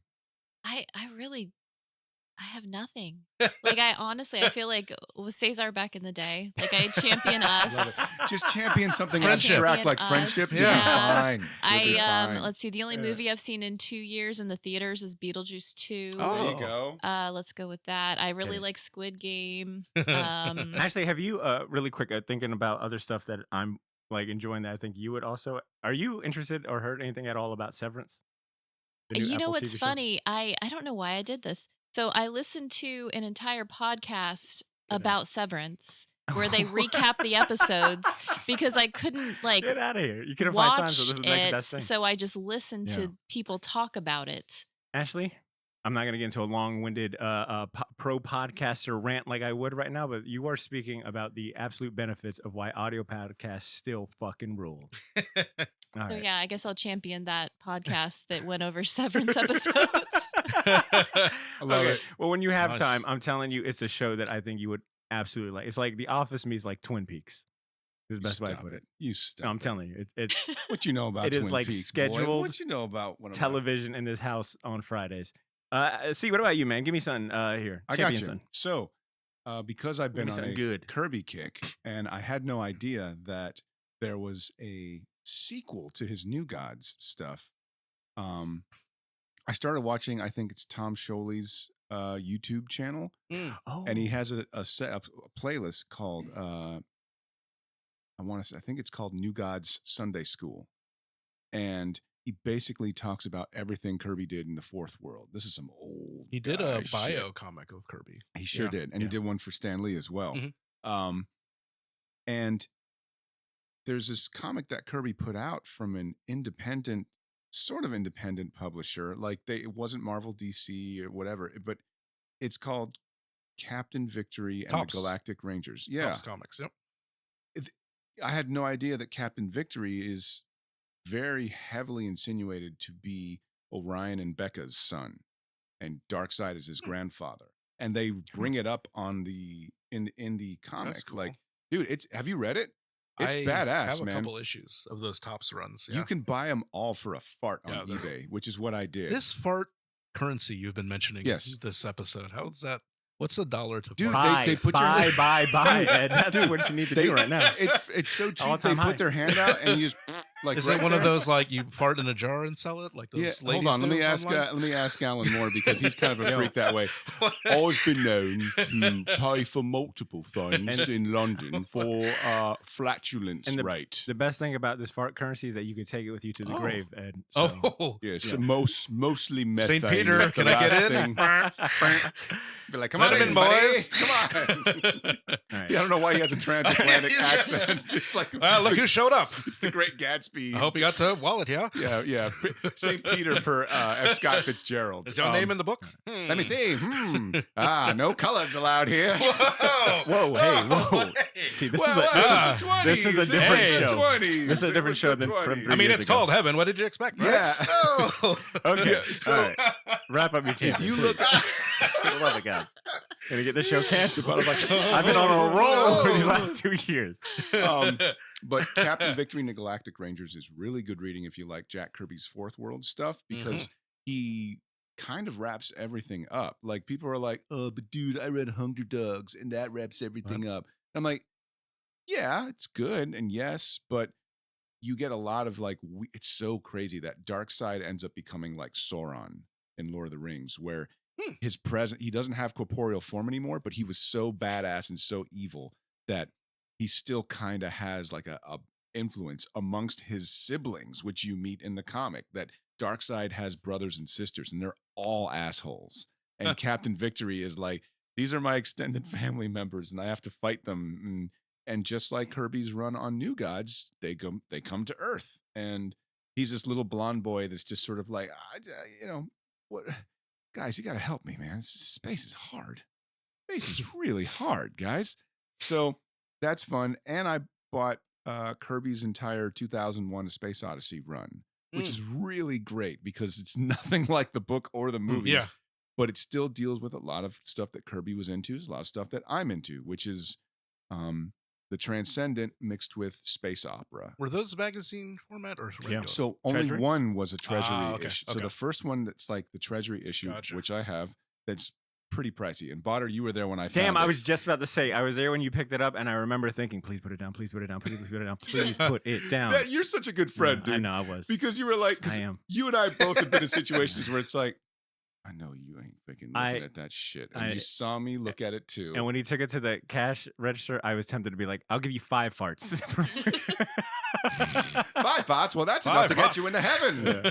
All right. This is a good champion. So anyway, so a lot of that stuff is still easily available on eBay, and you can get all the single issues. And it's stuff that in my mind, I've decided, okay, this is what I want to hold on to. Because for me, Kirby is religious. There's a lot of really interesting things. The more you get into Kirby, the more you realize, like, man, he was not necessarily preaching, but a lot of the stuff that he buys into transcends and goes into his work. Like you hear like Stan Lee say stuff. When I was writing the Fantastic Four, True Believer, when I created I thought the Marvel Universe. It's like I thought Galactus should have been a biblical-like character, and the way Abraham negotiated with God for the city of Sodom and Gomorrah. And then, so like very on the nose, but then you realize like Kirby's like, well, if Galactus is God, then the power cosmic is a holy force of radiation, essentially, right? Well, if you look at what the quote-unquote power cosmic has touched in the Marvel Universe, it changed the Fantastic Four. Silver Surfer essentially is made of it, which makes him almost an angelic being. And Jack Kirby was very famously a devout Jew. And if you see like the burning bush is something that is on fire but doesn't burn. You know what I'm saying? Like, so like what's radiation? Guys, it's like it's all there. And it's so in his work. And you see like loosely, if you I think that Comic Tropes did an episode about Jack Kirby's religious influence on his work, and he ties Thor, the New Gods, and the Eternals as one big story where it's like Thor's like, okay, all these gods from Ragnarok are and they're all in space, and you know they all our myths are real. And then you get to the end of his run in Thor, and he's like, there was an end, like Ragnarok, they die. But, you know, of course, Stanley was like, money, True Believer. This shit's making printing money over at Marvel. We got to keep these stories going.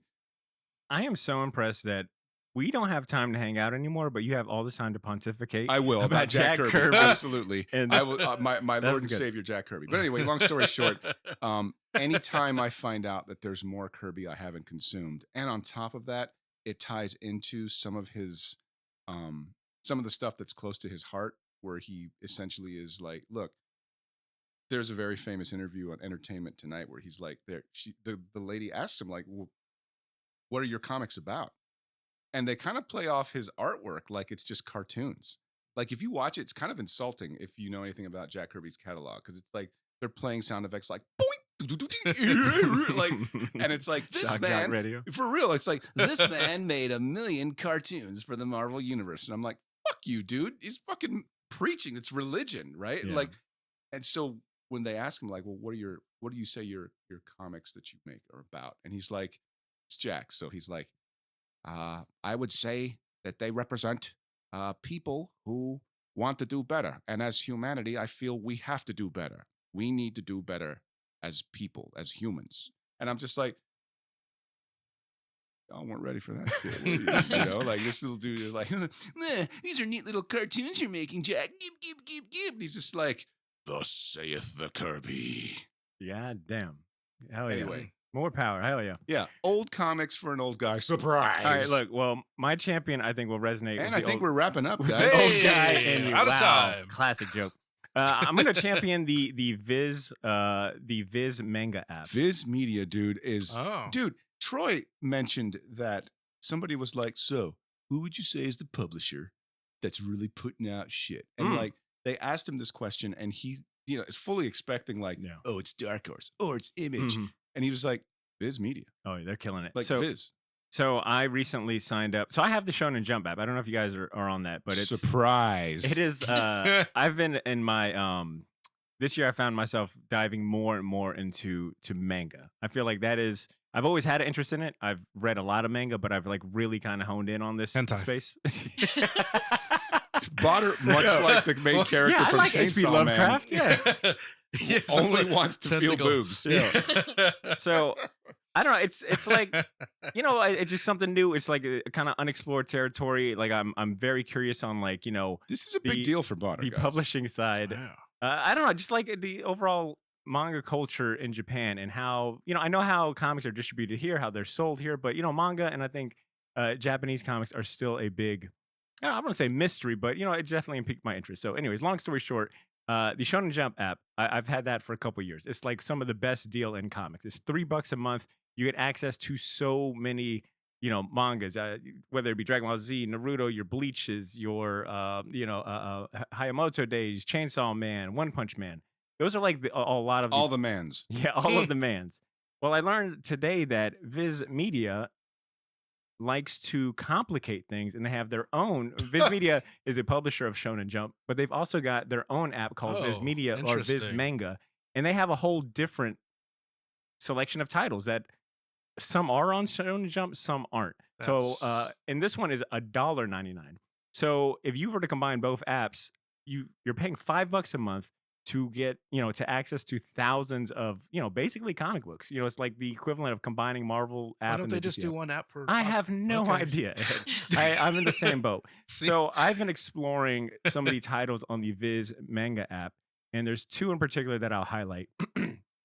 One is called Fool Night, and I'm trying to pull up the name of the. One is called Fool Night, story and art by Kasumi Yasuda. I believe that's how you say it. And the overall premise for this one is, well, first of all, I'll say that the artwork reminds me of Andre Sorrentino. It's got like that kind of horror element, that body kind of horror vibe to it, very kind of sketchy. And the premise is that the story takes place in a world where the world no longer produces its own oxygen. The sky is completely blacked out. Plants don't grow at all. Spaceballs? Kind of similar, right? And there is a procedure. The only way they get around to producing oxygen is that they transform people into plants. And it is a willing procedure that people go do. That if you are terminally ill or close to dying or, whatever, you just don't foresee yourself living long, you can go get this procedure done where you get transformed into a plant. And you have 2 years to live before you become fully a plant. And now you're producing oxygen for the world, etc. Well, part of the procedure is that they give you 10 million yen to do as you want, since essentially you're becoming a plant. And the story follows a kid who is, he's the walking definition of our favorite phrase, the struggle is real. He works at a factory job. He's trying to take care of his mom, who's like mentally ill. And if she doesn't have her medications, she becomes very violent towards him. And it's just a rough life. It's so rough that he decides he's going to fake a terminally ill disease to get this procedure. Well, something goes awry, and he now has like this ability to talk to said plants. Oh. So, he gets the money, but now he's working for the same agency that transforms people to plants, and they hire him to help them figure out mysteries. Like one of the mysteries is, it's like one of those stories where every chapter or every volume is like a different, thing going on. And one in particular was a world-class famous pianist hires him to help her find her dad, who transformed into a plant. He sacrificed himself to pay for her, classes. And she wants to burn his plant down because he was really abusive to her as a kid and pushed her to become a pianist. So it kind of deals with family trauma and, just some real heavy stuff. But the artwork is amazing. And I've started another one last night, and I think C would appreciate this. But there is an Ultraman manga. I've got 11 volumes, and I know somewhere Corey Torgerson I was just about to say. Yeah. This series is apparently a sequel to the 1966 TV series of the same name. So you're reading this now? Yeah, I just started last night. It's badass, isn't it? It is incredible. Here, actually, I don't know if you guys see it, but the artwork is awesome. So a completely kind of different vibe from the Fool Night that I mentioned. Very super, action-packed, super heroic. The art is awesome, and the premise really catches my eye because it feels like I'm reading Invincible, Spider-Man, I guess he help me out here, but the story picks up from the TV series. It's been 13 years since Ultraman has left Earth, and the main guy that I guess was the pilot for Shin Ultraman. Hayata. So Shin Hayata was the host for the Ultraman entity, and they did all the things they were supposed to do, and Ultraman's like, all right, well, peace. I'm gonna fuck off. You good? We good?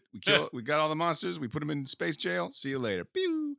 But during that time, I guess Shin Hayata's body was changed so much from housing an alien that he passed on some weird alien mojo to his son. So his son now has like enhanced strength, enhanced durability, and makes him a prime candidate for a government program that is trying to recreate Ultraman, but man-made. So essentially, Earth will have another ginormous champion again. It's pretty sick. I don't think I would have ever foreseen myself watch Ultraman. I always felt like it was kind of outside my wheelhouse. Dude, you should have told me, man. But the manga is dope. And I guess that's my overall champion, is to give either the Viz Media app, they'd have a 7-day free trial, or Shonen Jump app a shot. I mean, it has been so fun to just dive in and out of like series to see if I like, like I know what I like in American comics, right? I know like the genre, I like the artists, the creators, but I don't know if I have like a certain profile when it comes to manga, and it's been fun just experimenting, seeing what I like for so fucking cheap, Do you know if they're putting? Oh, go ahead. Do you know if they're putting out all the Ito stuff, Junji Ito stuff? Not all of it. Yeah, they've been pumping that stuff I think out. Mostly every month there's like a new book out. And that's been the fun thing, is just to be reintroduced to a completely different way that comics are done, different publishers, who's got what, and trying to figure that out. I think Junji Ito, there's another company or publisher called Kodansha that I think they might have him, but I think you also get, what I'm saying? It's been fun. My manga bag has been dope. You know what's funny is like Bonner's like, this is a big deal. Like Bonner's just like, guys, this one. I'm not the only. You're not the only one that's grown up. This one. All right, now go. So with aren't they me. doing the Fist of the North Star reprints? Oh, dude, are they? They're in like little hardbacks. Wow, you shouldn't have told me that. They don't, because there's like 20 something. I didn't know it was that long, because I have like the. But are they as thick as the Berserk? Not that thick. Okay, well, they're like little digests, but they're hardcovers. Too bad. Yeah. Bonner's like, no, this is not good. But I can tell you that I have the comic books outside of Marvel. I have the Viz stuff from the 90s I bought on eBay of Fist of the North Star when they brought it over here. And the books now are better. The printing is better. Oh, cool. Because the Viz ones, it looked like they Xerox that shit and just put it in. There's like blown out panels and stuff. But the new printing, if you're interested in that series, the new printing is way better. So you know what Fist of the North Star is? Yeah, I know what the Fist of the North Star is. I'm not challenging. Sorry, my bad. I was going to say, who you think you're talking to? Yeah, he's like, Bonner's I'm the manga expert, son. Right, like the next time I see I'm Bonner, the South Star. He's going to be dressed like a Japanese businessman, and he's going to be like, I touch you and you explode. Just stereotypically wrong. Just like, I have been reading a lot of them. Oh, God, no. Ed, see, we can't do that. We can't do that. See, we can't. I put a quota, we can't. Japanese quota and vending machine. It smells space panties. Some things don't change. All right, so I got to edit this part out. All right, Shortbox crew. Any parting words before I wrap this up? Oh, you guys, can I just space panties? All right, thank you, Ed. I just want to do one last champion. Dochi Tiny Desk concert. Oh wow, that was a curveball if I've ever seen one, Ed. Bro, you got to see this. Okay, it is. She's got no, Dochi's fucking fire. Oh, no. I'm sorry. Well, I was thinking about the did you watch the Issa Rae video that she did with Issa Rae? Not yet. No. Okay. Anyway, no, we're talking about Tiny Desk.